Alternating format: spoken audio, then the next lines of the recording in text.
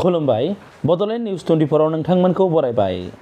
दुलाराय बर' फरायसा आफादा 16थि कमल कुमार ब्रह्म देरहासार बान्था 2022 खौ दिनै चिरां जिल्लानि सिङाव थानाय बेंटलनि जांख्रिखां फोथाराव गथायो। बर' बिजोंजों फरायनानै थाखो 10 नि जोबथा आनजादाव बांसिन नाम्बार मोननो हानाय टप 10 फरायसाफोरनो कमल कुमार ब्रह्म देरहासार बान्थाजों मान होयो। बोसोरफ्रोमबो दुलाराय बर' फरायसा आफादा बे बान्थाखौ होबोबाय थादों। बेंटलनि जांख्रिखां फोथाराव मोनसे हाबाफारिनि गेजेरजों टप 10 फरायसा फरायसुलिफोरखौ मान होयो। देग्लाय HSLC आनजाद 2022 नि बर' बिजोङाव फरायना टप 10 खौ आवग्रिनो हादों। सेथि फारियाव दीपक बर' UN एकाडेमि कुमारिकाटा बाक्सानिफ्राय बिथाङा 582 नम्बर मोननो हादोंमोन आरो 97 जौखोन्दो बिथाङा HSLC आनजाद 2022 आव मोननो हादोंमोन। मनदीप बर' UN एकाडेमि खैराबारि अदालगुरिनिफ्राय बिथाङाबो सेथि फारियावनो मोननो हादों। बिथाङाबो 582 नम्बर मोननानै 97 जौखोन्दो मोननो हादोंमोन। नैथि फारियाव मोननो हायो बोसोनगिरि मसाहारि UN एकाडेमि क'क्राझारनिफ्राय बिथाङा HSLC आनजाद 2022 आव 575 नम्बर मोननो हादोंमोन आरो 95.83 जौखोन्दो बिथाङा बे आनजादाव मोननो हादोंमोन। थामथि फारियाव गुरुदेव कालीचरण ब्रह्म एकाडेमि क'क्राझारनिफ्राय दीपदिप्ति बसुमतारिया मोननो हायो। बिथाङा HSLC आनजाद 2022 आव 569 नम्बर मोननानै 94.83 जौखोन्दो बिथाङा मोननो हादोंमोन। मख'नो गोनांदि टप 10 आवग्रिनो हानाय फरायसा फरायसुलिफोरा बांसिनानो गावारि खोन्दोनि UN एकाडेमि फरायसालिनि फरायसा फरायसुलि।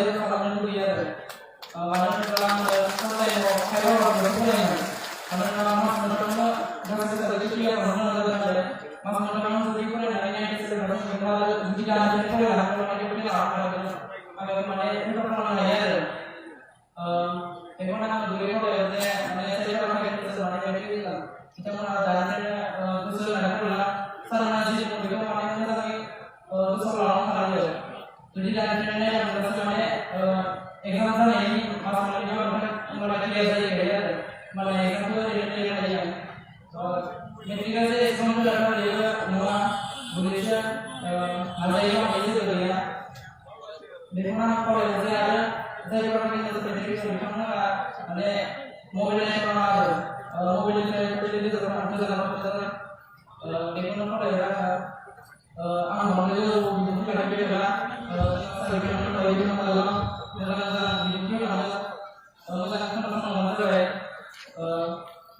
ini dia pun itu saya bilang mana kalau student itu mungkin ada meeting dia itu cuma Zoe itu punya ambil sebelum saya bilang sebenarnya buat itu untuk saya kelas yang nilai ambil sebelum itu nanti itu bagus sana.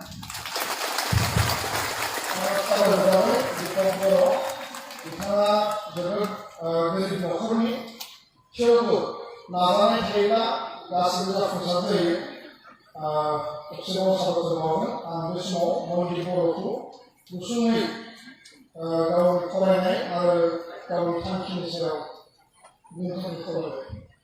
Pembahasan semua di bawah dari jalan terpilih ikan sekolah yang kami berdiri ini dia sama dengan juga para teman ada nasional sebenarnya ada internet pada saat ini umur berapa ambil apa seperti itu anda saya sekarang respect mengenai ini ada ini respect mengenai akan dia Pokoknya dengan baik aja mengenai orang mengenai 6 months orang seorang anak yang kelas mengenai dia jadi saya sekitar berapa sebab dia datang kemarin saran muna sekolah saya satu bulan saya harus jadi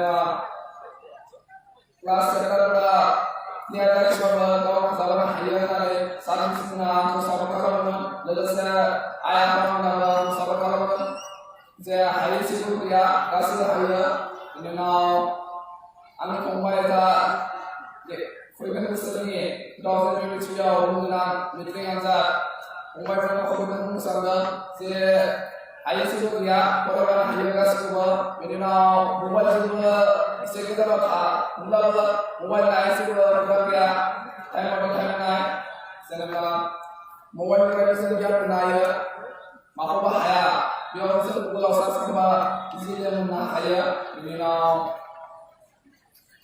tanah itu sebenarnya aku kalau itu 20 lagi ini now dan bukan itu ini file itu soal nazar nah ayat itu saran senior ini ada teacher dah berkorak ini aku sebenarnya berkorak dengan agar ini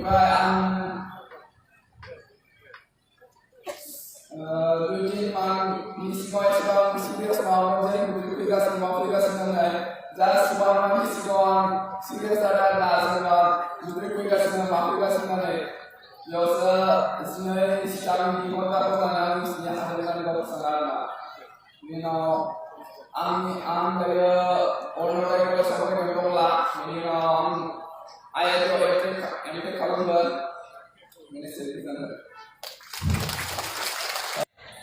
Gibiau Dipok Boro bicara bagaimana pelajaran tulare Boro siapa di mana apa kiri bicara nih ditagi dia di mana Baguran Boro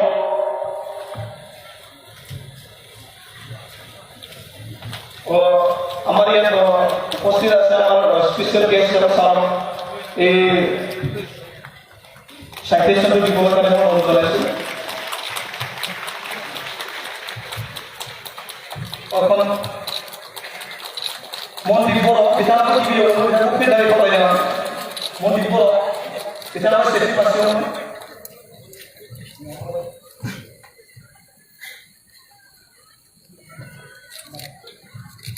Mondi Boro ini ditagih Bipin Chandra Boro, kita uang kosongas. Bipin Chandra Boro ini kosongasnya dapat banyak ada jadi orang yang tak boleh Bima ada di sana sana belum.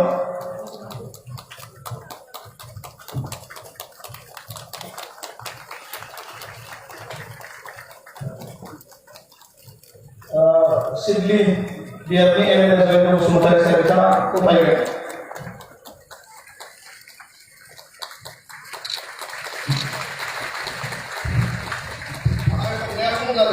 आखाइ खबनानै फरायनानै खावलायबाय।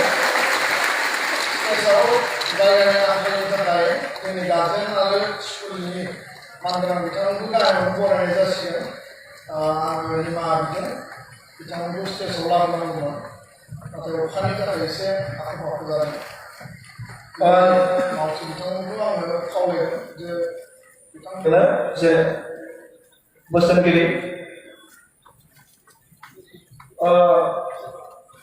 आङो बिटिआरनि EM Ranjit Basumatary सारखौ आङो मान बिलाइखौ होलाय खावलायबाय।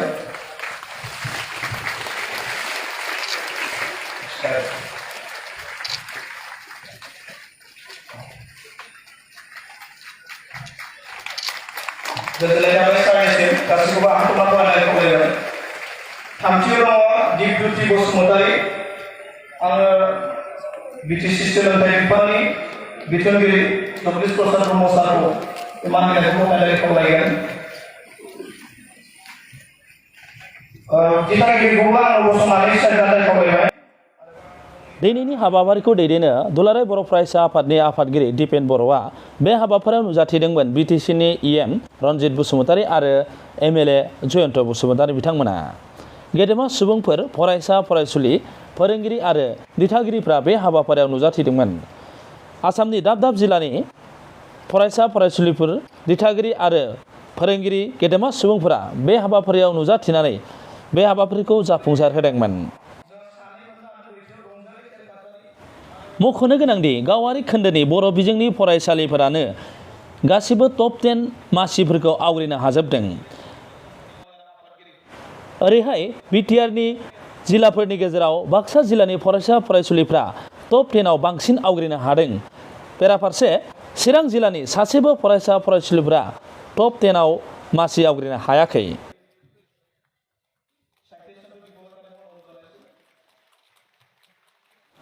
नोंथांमोना नायगासिनो दंमोन बड'लेण्ड निउस 24। गोजोन्थों।